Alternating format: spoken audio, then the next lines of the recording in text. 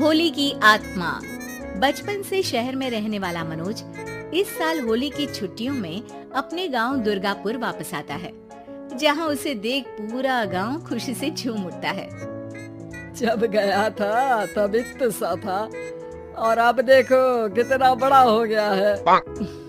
हाँ सरपंच जी, जब मैं गया था तब आप भी बहुत जवान थे और अब देखो कितने बूढ़े हो गए हैं आप। चलो चलो बढ़िया है, बच्चा घर वापस आ गया। इसी खुशी में आज रात पार्टी होगी। क्या बात है, गांव में भी पार्टियां होने लगी। वैसे अगर पार्टी की बात है तो आज क्यों सीधा होली पार्टी करते हैं। होली पार्टी की बात सुन चहल पहल में अचानक सन्नाटा छा जाता है, जिसे देख मनोज को कुछ अजीब लगता है, लेकिन तभी सरपंच बात पलट देता है। अब बहुत देर हो गई, चलो सब अपने घर चलो, पार्टी के बारे में कल सोचेंगे।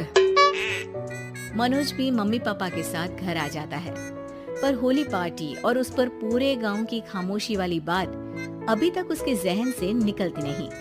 पापा, होली पार्टी की बात पर सब चुप क्यों हो गए थे? अरे होगी उनकी कोई अपनी बात, मुझे गांव की पंचायत ही थोड़ी पता है। थक गया हूँ, चलो सो जाते हैं, कल बात करते हैं। पापा की बात मानते हुए मनोज भी सोने चला जाता है। आज तो छुपा लिया, लेकिन हफ्ते बाद जब होली का दिन आएगा तब इसे कैसे रोकोगे?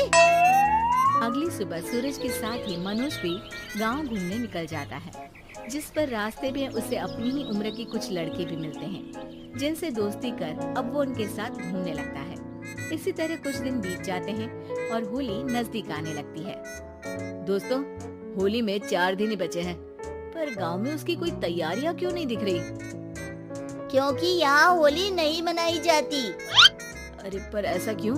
वो राजा भूषण, अरे तुम 4 दिन के लिए आए हो, क्या इतना सोच रहे हो? चलो कुछ खाने चलते हैं। इसी के साथ एक बार फिर होली की बात को टलते हुए देख मनोज को शक होने लगता है।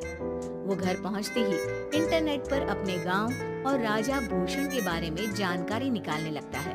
क्या? मुझे आज तक ये नहीं पता था। ऐसा कैसे? किसी ने मुझे कुछ बताया क्यों नहीं? सारी जानकारी लेने के बाद मनोज गांव वालों या अपने मम्मी पापा से कुछ पूछे बिना खुद ही उसकी सच्चाई के बारे में छानबीन करने लगता है, जिसके चलते वो राजा भूषण की हवेली में पहुंचता है। वाह, क्या हवेली है यार!